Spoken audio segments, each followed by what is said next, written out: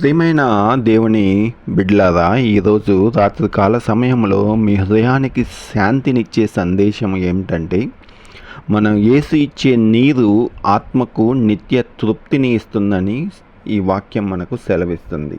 ఈ రాత్రికాల సమయంలో వాక్యం చదువుకొని ధ్యానించుకొని ముందుకు సాగుదాం. నేనిచ్చు నీళ్లు త్రాగువాడెప్పుడునూ దప్పికగొనడు. నేనిచ్చువానికి నీళ్లు నిత్య జీవమునకై వానిలో ఊరెడి నీటి బుగ్గుగా ఉండునని ఆమెతో చెప్పెను. యోహాను 4:14.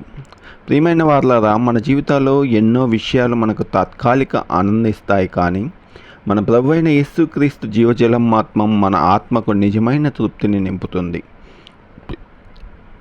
యోహాను 4:14లో మన ప్రభువైన యేసుక్రీస్తు చెప్పాడు, ఆయన ఇచ్చే నీరు తాగినవాడు ఎప్పటికీ దప్పికగొనడని. ఈ రాత్రికాల సమయంలో మీ భారాలన్నిటినీ దేవుళ్ళో చేతుల్లో ఉంచండి.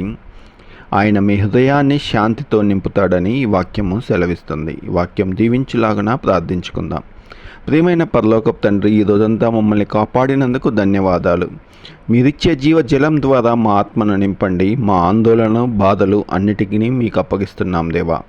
ఈ రాత్రికాల సమయంలో మాకు ప్రశాంతమైన నిద్రనివ్వండి. మా కుటుంబాలను మీ రక్షణలో ఉంచండి.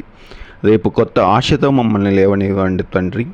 అలాగే తండ్రి, మా కుటుంబాల్లో ఉన్న ఇరుకులు, ఇబ్బందులు మీకే తెలుస్తున్నాయన. పెద్దవారు అనారోగ్య సమస్యల్లో ఉంటుండగా వారికి ఆరోగ్యంను, ఆయుష్ను దయచేయమని వేడుకొంచున్నాం. ఇంకను ఎవరెవరికి ఏ అవసరతలు ఉన్నాయో వారికి మీరే సహాయం దయచేయమని వేడుకొంచున్నాం. ఈ రాత్రికాల దీవెనలతో మమ్మల్ని నింపి రేపటి దినంతో మేము నిన్ను కలుసుకునే భాగ్యం మాకు దయచేస్తారని తిరిగి రాని నజరేయుడైన యేసుక్రీస్తు నామమున అతివినయంగా ప్రార్థించి వేడుకొంచున్నాం తండ్రి. ఆమెన్. ఈ రాత్రి దేవుని శాంతిలో మనం విశ్రాంతి తీసుకుందాం. ఆమెన్.